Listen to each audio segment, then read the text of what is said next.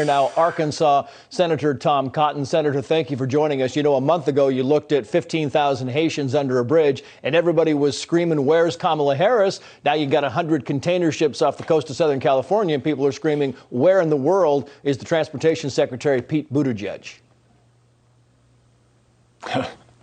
Well, Trace, apparently he's been on paternity leave for the last 2 months. Right. I don't think anyone knew that until this week. They didn't even realize he was missing because he's had such poor performance on his job thus far.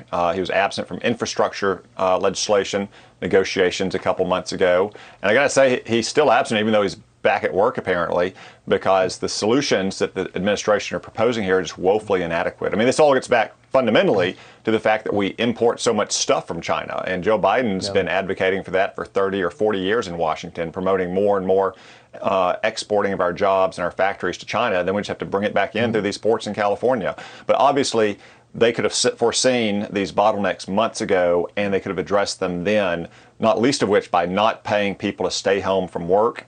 And now imposing mandates are going to cause people to leave their jobs as well.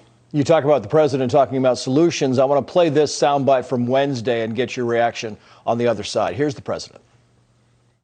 We need to invest in making more of our products right here in the United States. Never again should our country and our economy be unable to make critical products we need because we don't have access to materials to make that product. I mean, you talked about China, but let's not forget, this is the same president, fighting to make sure that America doesn't produce more oil and yet asking OPEC to churn out more oil. Trace, that's exactly right. We're shutting down oil and gas production in North America, and then we're going hat in hand begging OPEC to send more oil here. I'd also say, though, for Joe Biden, talk is cheap. Joe Biden has been responsible for 50 years in Washington and sending our jobs and factories to China.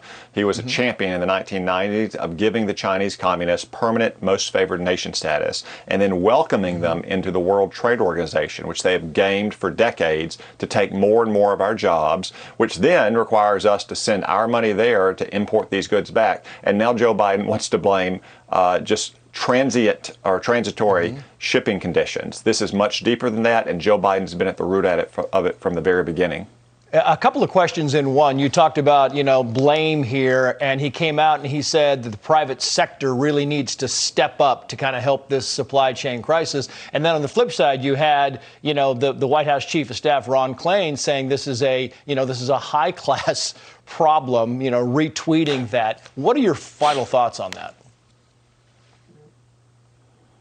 Well, Ron Klain noting that it's high-class problems to have a supply chain issue, so you can't get costumes for Thanksgiving or Christmas presents for Christmas reminds me of the old saying that it's better to keep your mouth shut and be thought a fool than to open it and remove all doubt whatsoever. Yeah. Senator Tom Cotton, great of you to come on, sir. Thank you.